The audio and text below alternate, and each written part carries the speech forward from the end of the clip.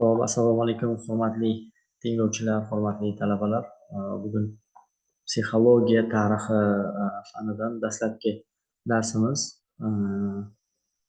Birgalikda demak bu kursni davom ettiramiz. Demak, bu yerda birinchi navbatda psixologiya tarixi fani nima uchun zarurligiga ozgincha to'xtalib o'tamiz. Keyingi o'sha psixologiya tarixini kirishda batafsilroq bu bo'yicha davom ettirishimiz mumkin.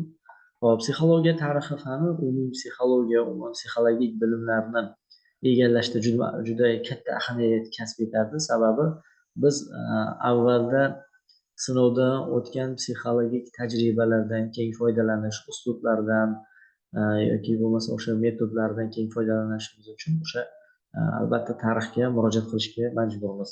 Mana shu nuqtai nazardan buni zarurati bugungi kunda ortib borayotganligini sezishimiz mumkin. Endi bu kursimizda birinchi mavzular bu mutaxassislikka kirishlarni asosiy tushunchasi. Bu yerda kasblar va professionalizm haqida to'xtalib o'tiladi. Kasblarning mohiyati o'sha Klimov, undan keyingi davrda, undan avvalgi davrda kasblarning klassifikatsiyasi bo'yicha bir qancha ma'lumotlarni siz bilan bo'lishib o'tamiz. Endi biz bevosita psixolog kasbi qayerdan kelib chiqqan, shakllanishi, amaliyotchi psixolog tushunchalariga o'tishdan oldin bu yerda kasblar tasnifi haqida ham bir bo'lim ajratdik, ya'ni tushuncha berib o'tishga. Hop, uni bugungi siyosiy jarayonlar bilan bog'laydigan bo'lsak, o'sha ta'lim tizimini yangilanishi, bugungi kunda o'sha mamlakatimizda ta'lim-tarbiya tizimining yangi bosqichga olib chiqishi davlat siyosatining ustuvor yo'nalishlaridan biri hisoblanadi. Bu o'sha hamma sohada, ta'limga oid bo'lgan hamma sohalarda o'zini sezilarli ta'sirini ko'rsatgan. Shu bilan birgalikda pedagogika va psixologiya kadrlarini tayyorlash jarayonini xalqaro tajriba asosida mukammallashtirish, qolaversa ularni kasbiy kompetentligini oshirish bugungi kunda dolzarb vazifalardan sanaladi. Ya'ni shu davrgacha o'zlashtirilgan pedagogika oid bo'lsin, psixologiya oid bo'lsin, nazariy ma'lumotlarni amaliyotga tatbiq etish imkoniyatlarini rivojlantirish bugungi kunda dolzarb masalalardan hisoblanadi. Endi bundagi o'zgarishlar birinchisi ta'lim sifatiga borib taqaladi. Oliy pedagogik ta'lim muassasalari faoliyat doirasida ta'lim sifati, qamrovi darajasini oshirish ko'zda tutilyapti bu yerda. Keyingi psixologik bilimlar, ya'ni zamonaviy pedagogik yondashuvlarni qo'llay oladigan mutaxassislarning roli alohida ahamiyat kasb etadi. Ta'lim to'g'risidagi qonun huquq ishlarini isloh qilish xizmat qilmoqda. Ya'ni bugungi kunda bilamiz, o'sha psixologiyani aksariyat katta qismi o'sha ta'lim sohasi bilan chambarchas aloqadorlikda kechadi. Mana shu nuqtai nazardan buni olishimiz mumkin bo'ladi. Kasbiy faoliyatning mohiyati nimadan iborat degan tushunchaga to'xtalib o'tamiz. Bunda kasbiy faoliyatning mohiyati, uni yoritish uchun bir qancha omillarga to'xtalamiz. Birinchisi, insonning o'z kasbiga bo'lgan munosabati. Ya'ni shaxs o'zini tanlagan, yoqtirgan, egallagan kasbiga bo'lgan munosabati, demak, faoliyatni mohiyatini ochib berishga bu yerda asosiy o'rin tutadi. Bundan tashqari kasb mahoratini egallash darajasi, yana bir qancha omillar, ya'ni texnik imkoniyatlardan foydalanish qobiliyati, kasbga bo'lgan mehr-muhabbat va qiziqish, ongli ravishda kasb tanlash, mana bular kasbiy faoliyatni mohiyatini hisoblaydi. Oxiridagi jumlaga to'xtalib o'tadigan bo'lsak, bu ongli ravishda kasb tanlash. Bu nima degani desam, ba'zida biz kasb tanlashda qanaqadir zaruriy ehtiyojlarni birlamchi qo'yamiz yoki bo'lmasa moddiy jihatlarni birlamchi qo'yamiz. Mana bularsiz o'zimizni xohishimiz, imkoniyatimiz, qobiliyatimiz, o'sha kasbni bajara olish imkoniyatlarimizdan kelib chiqib kasb tanlashlikni bu qaysidir nuqtai nazardan ongli ravishda kasb tanlash deb olish mumkin. Kasbiy faoliyat mohiyati o'z kasbiga bo'lgan munosabati, kasb mahoratini qay darajada egalligi va texnik imkoniyatlardan foydalanish qobiliyati bilan ham belgilanishini mana bu yerda ko'rishimiz mumkin bo'ladi. Bundan tashqarida endi bilamiz, kasblarni orasida o'sha psixologiya yoki pedagogika boshqa sohalarda ham eng ilg'or ko'zga tashlangani bu yerda zamonaviy muhandislik. Muhandislikni bu yerda bir qancha vazifalarini sanab o'tyapti. Xo'sh, Bu yerda o'sha birinchi navbatdan bo'lib bugungi kunda aytishim mumkin, muhandislikda faqat texnik bilim va ko'nikmalarga ega bo'lish, balki o'z kasb sirlarini va kasbiy mahoratini yoshlarga yetkazib bera olish qobiliyatini ham bu yerda nazarda tutadi, ya'ni kasbiy kompetensiyani bu yerda alohida ajratib ko'rsatadi. Hop, qanday bilimlarni egallash bu yerda zamonaviy muhandislikda muhim hisoblanadi? Birinchisi umumiy psixologiyani, ya'ni inson psixologik xususiyatlarini chuqur tushunish. Bu har qanday kasbda ham muhim ahamiyat kasb etadi. Aytaylik, u ishlab chiqarish bo'lsin yoki ta'lim bo'lsin yoki sog'liqni saqlash, bu yerda insonni ruhiyati birlamchi yoki boshqa tizimlarni ham nuqtai nazardan oladigan bo'lsak. Bundan tashqari yosh psixologiyasi, yosh davrlar psixologiyasi ham muhim ahamiyatga ega. Bu ijtimoiy jihatdan ham muhim ahamiyat kasb etadi. Endi bu yerda yosh davrlar psixologiyasi bilamiz, har bir davrda o'ziga xos psixologik xususiyatlar mavjud. O'shalarni misol uchun ilk bolalik davrida maktabgacha, o'sha maktab davrida o'smirlik, o'spirlik, o'rta yosh yoki keksalik davrida qanaqa psixologik xususiyatlarni kasb etadi, nimalarga imkoniyat yetadi, yetmaydi psixologik nuqtai nazardan, mana bu o'sha yosh davr psixologiyasida ajratib ko'rsatiladi. Pedagogik psixologiya, ta'lim tarbiyani o'sha psixologik uslub vositalar va samarali bo'lgan texnikalar yordamida amalga oshirish yoki bo'lsa kasb ta'limi nazariyasi. Mana bu narsalarning hammasi o'sha zamonaviy muhandislikda vazifa sifatida bu yerda namoyon bo'lyapti.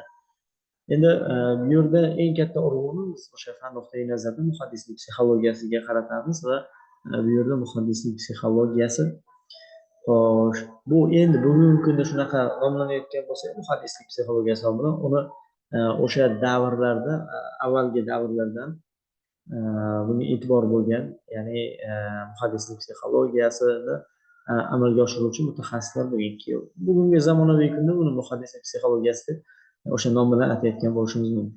Endi buni tarkibiy qismlarida, ya'ni nimalar bo'ladi? Birinchidan loyihalash. Bu loyihalash tushunchasi rejalashdan kengroq tushuncha bo'ladi. Bu yerda natijalar, mexanizm hammasi bu yerda butunligi yaqqol konkret ajratilganligi bilan belgilanadi.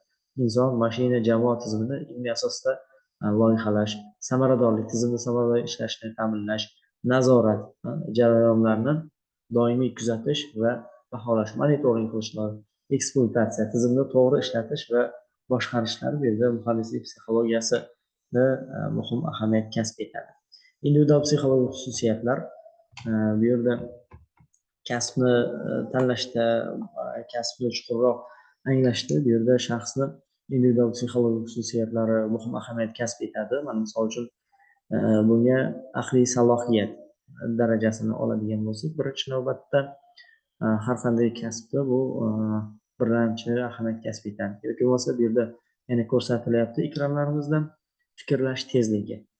Fikrlash tezligi, yetilgan masala, muammoni tezda hal qilishda to'g'ri, samarali natija olib keladigan birorta qarorga kelish bu fikrlash tezligi bilan belgilanadi. Xotira hajmi ham bu yerda muhim, ya'ni o'sha tajribani qaysi kasb egasida bo'lishidan qat'iy nazar o'sha birorta o'zidan avvalgilar tomonidan yig'ilgan tajribani o'zlashtirishda bu yerda xotira hajmi muhim ahamiyatga ega.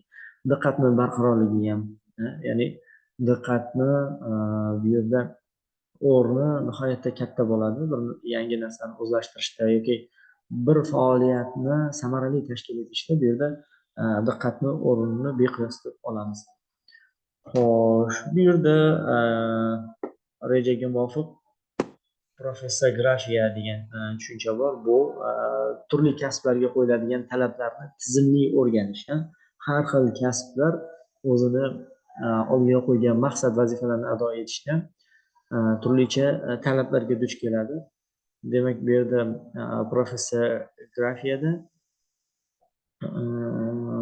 bu turli kasblarga qo'yiladigan talablar tizimini o'rganish, ularni umumlashtirib tassislash jarayoni sifatida bu yerda qayd etilyapti. Uni bir qancha bosqichlar. Birinchidan o'rganish, kasblarni tizimini tahlil qilish, ikkinchisida tavsiflash, talablarni umumlashtirish va oxirida professorgramma, ya'ni kasb talablarini tizimli ifodalash bu yerda alohida ajralib ko'rsatiladi. Professor grammani bu yerda bir qancha vazifalarni ham ajratib ko'rsatish mumkin. Birinchidan, kadrlarni tayyorlash, o'sha biror xohlagan kasbga oladigan bo'lsa, kasb nuqtai nazaridan o'shanga mos keladigan, o'sha ishlarni amalga oshiradigan layoqatga, qobiliyatga, psixologik imkoniyatlarga ega bo'lgan jihatlarini kadrlar tayyorlash, ya'ni kadrlarni ilmiy asosda belgilash va ta'lim dasturini ishlab chiqish.